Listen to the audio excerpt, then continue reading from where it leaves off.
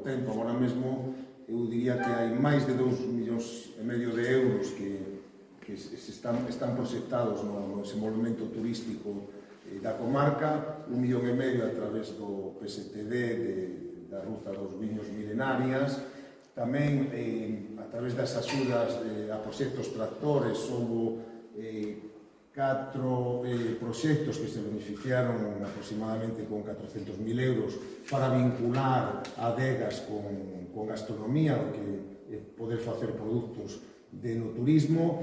No camiño de inverno hai unha aposta por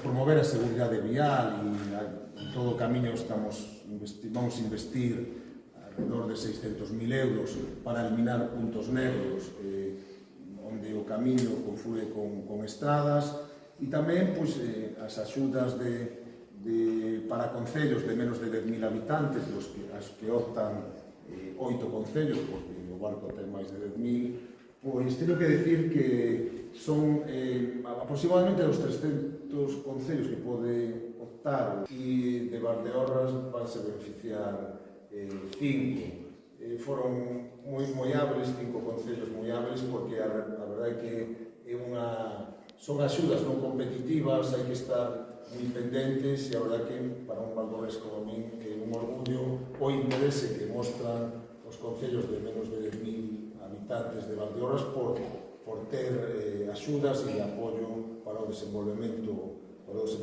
turístico dos seus concellos.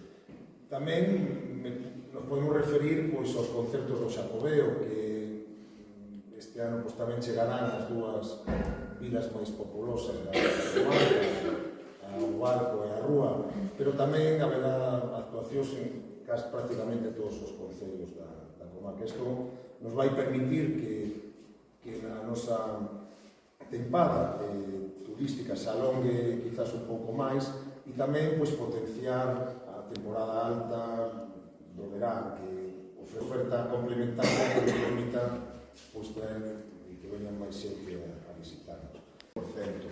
Son bons datos que están dentro da boa evolución que ten o turismo de Galicia. O ano pasado Galicia nunca recibiu tantos visitantes como que foron 8 millóns, nunca recibiu tantos, nin tantos peregrinos.